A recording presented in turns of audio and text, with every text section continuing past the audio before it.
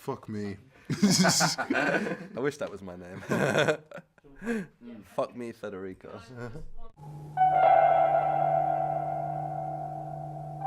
One day she was on the cover of Vogue, and then, phew, she was gone. Then, just as quickly and dramatically, she vanished from it.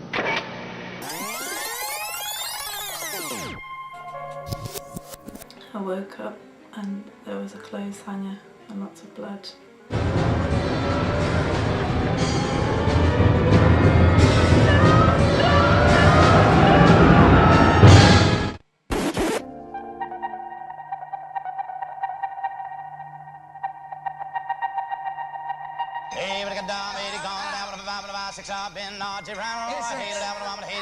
We're here today with Fabrizio Federico, local filmmaker from Derby. Yeah, how's it going? Yeah, I'm good. How are you doing? Excellent. Good to be here. Tell us about the film to start off with. So you're here promoting... Yeah, Teddy Bears Live Forever is the new one that's coming out next year on New Year's Day.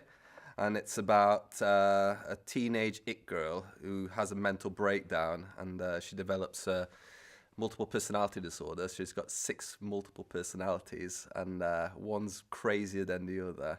And I kind of based it on a lot of these it girls that, I don't know, I've always been attracted to girls with like self-harm. I get a lot of girls who... I think that comes from a nurturing sort of... Yeah, I guess so. But, you know, I usually fancy him as well. But that just happens to be one of the things. But I kind of wanted to go into the female psyche. I've never done a film based on, you know, a female character that's really edgy. It's mainly been based on guys. So, you know, it's been like a nice learning process as well, learning about people like Marilyn Monroe, Judy Garland, Edie Sedgwick, Gia, who was like a model in the 80s, and she ended up getting AIDS. But, you know, she was a superstar for a couple of years, like a comet.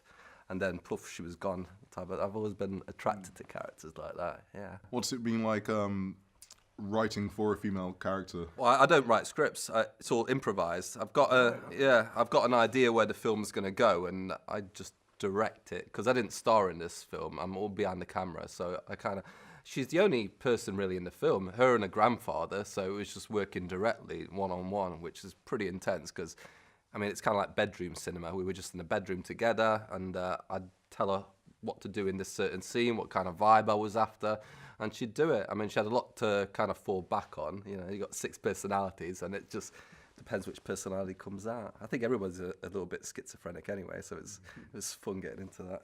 I remember you saying you like to often work with non-actors and stuff. Was that the case for this film? How did you... Yeah, I mean, she hadn't done anything for a while. I mean, I think if you're an it girl, you're a bit of an actress anyway. Yeah. So, you know, it was more about her, like, exercising her demons, because in the character, she wants to get rid of a certain personality called Sam, who's...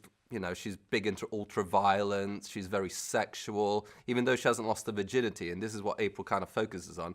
Maybe if I lose the virginity of this character, even though she's lost the virginity, her body's lost the virginity of this character, so she's in 6 like levels of consciousness, if you think about it, because one of her characters is a child, one of them is an animal, another one is this like bratty teenager type of thing who's driving her uncle crazy. So I really focused on that element of it, exercising the demons. And it's great because she's in this room and she's just completely like screaming and going all out, like trying to get rid of this poison that's in her. And it's a bit like voyeurism in a way, but I don't know, I'm really big into films like The Idiots and things like that. Fantastic. Yeah, I don't know, so it's almost like you don't know if it's a film or if it's a documentary. It's cinema verite, really, I guess. Oh, okay, yeah, that's the thing. The film kind of draws on many themes such as like UFOs and existentialism stuff. Where's all that?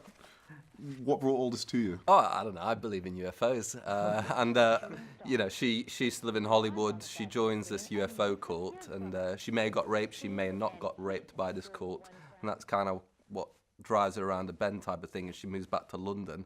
I don't know. Do you believe in UFOs?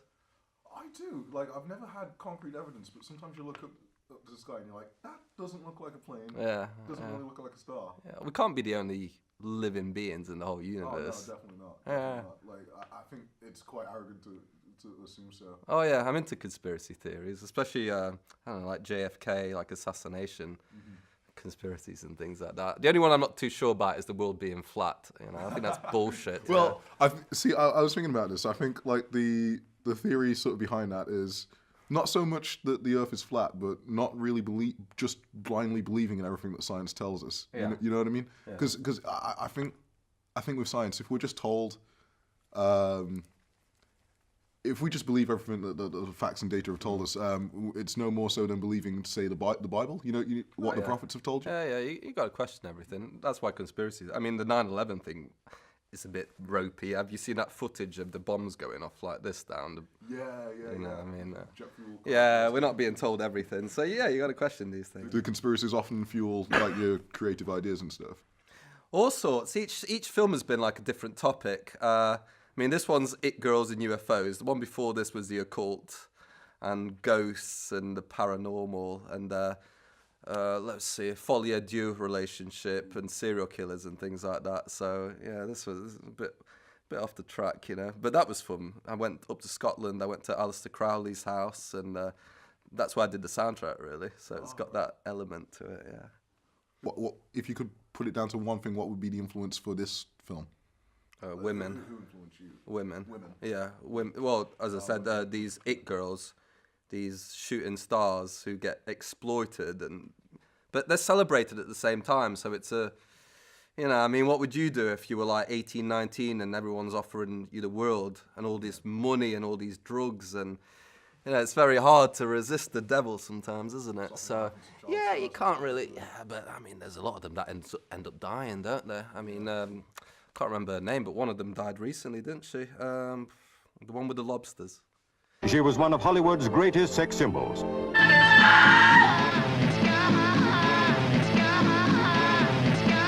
Alex doesn't come out very often. You won't meet Alex, probably. I only get notes very occasionally from Alex. He's not very nice. But yeah, women have been the inspiration for this movie, definitely. People in general and stuff. But what was it like handling the friction between the characters within this film, particularly with her, a lot of with her multiple personalities? Oh, the 6 personalities roaming around. Well, it's just confusing because you don't know who you were talking to from one minute to another, which, I don't know, I really sympathise with her because she's a martyr in a lot of ways, like Joan of Arc is, and there's a big theme to this movie. I mean, it's not just trauma, it's the fact that she kind of wants to become a better person. I mean, that's kind of like a elemental goal of humanity, isn't it? Yeah. And I think the main thing of the movie for her to get over this bad trauma is touch. I mean, touch is like it's all your 6 senses all together when you touch. So the fact that she's alone in a room, I think, is kind of what's bothering her. She's trying to get over this by herself, but at the same time, it's easier to get over trauma when you got someone there and you can touch them, you can hug them. I mean, you can hire professional huggers these days, can't you? Yeah, I've seen. You know, there's like that hotel in Japan, isn't there, as well? Oh yeah, where you can just go and I think that's going to be even bigger business as the years go by, because everyone's getting more and more isolated. You know, behind their computers. You know, it becomes a bit more difficult, doesn't it, to get relationships going? Socializing's all virtual now and everything. Yeah, need a bit an old school element there as well, you know. But yeah, she needs a bit of atomic attraction. Atomic attraction? What does that mean? I don't know. You know how it is when you get smitten with someone and you just see them, don't you? And you forget about all your other problems and nothing else matters. Oh, I miss those days. Yeah. Well, that's what's so beautiful about it. You don't know when you're going to come across that. You know, you don't know who you're going to come across. And it's usually when you're not looking that you come across a person that you get smitten with, which is cool. I think that's often like the thing with sort of many fixations and goals. They never seem to come to you until you almost like relinquish a little bit. Yeah, it's weird. Which is weird. I guess that brings me on to a question of like how do you see your film career, like chasing film and stuff. How do you see it currently now? Well, I made a lot of mistakes when I first started. I told a lot of people to go fuck themselves and, you know, things like that. I was a bit of a, I mean, I'm still a bit of an outlaw when it comes to that. You know, if someone pisses me off, I do tell them. I don't play the game. I've never played the game. I mean, even when I go to like film festivals, I have a tough time sucking up to, you know, I don't know. I just never been able to do that. And some of my I've been kicked off of radio stations mid-interview sometimes because they've asked me certain questions that I've answered honestly, and sometimes, especially Brexit, which I guess goes for the Representing today. yeah pop art. Yeah, pop art. Well, I don't know. We shot ourselves in the foot a bit, I think, with Brexit, but we'll see. How many years we got left? Like. Not long. Yeah, not too long. You're starting to see the changes now. Just give us the second referendum, and But what was the question? Oh, about me. Yeah, I don't know. I think being a beautiful disaster is more interesting. It's sexier, you know. I'd rather make all the mistakes. I'd rather like burn bridges. If sometimes bridges aren't worth mending, you know. I was saying, yeah, no, you've got quite a punk aesthetic. I wonder how important is being punk to you within this industry.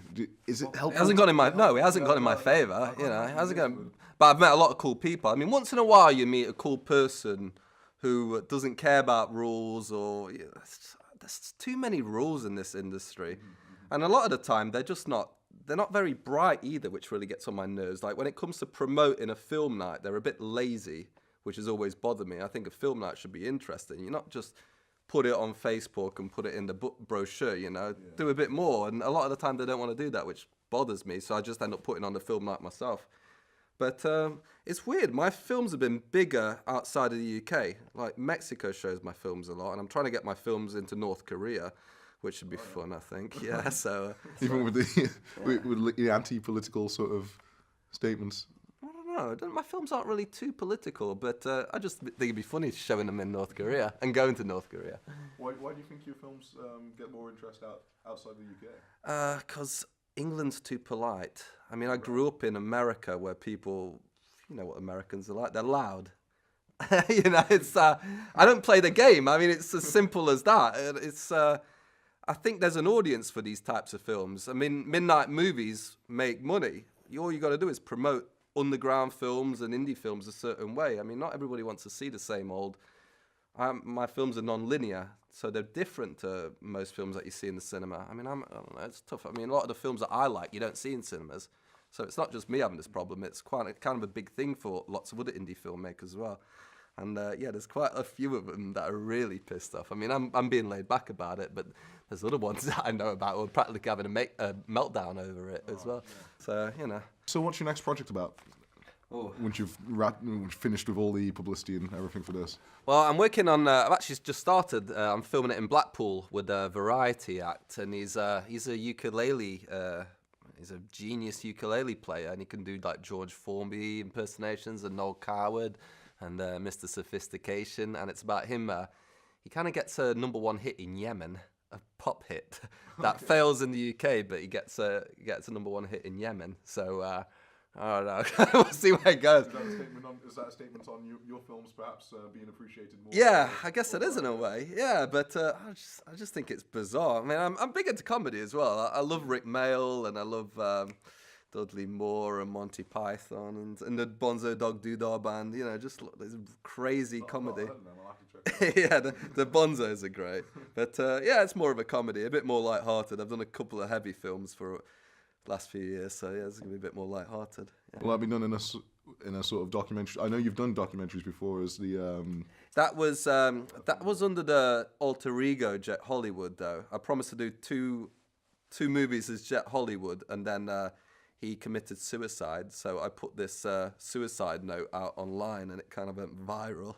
And kind of like what Ziggy Stardust, like David Bowie did with Ziggy Stardust. He did 2 albums as Ziggy, and then he killed him off on stage type of thing. So why should rock stars have all the fun, right? So yeah. So I did that for a bit. Bring fiction to reality. Oh yeah. No, this is a film, but it's more comedy. A lot about comedy and all that. Okay.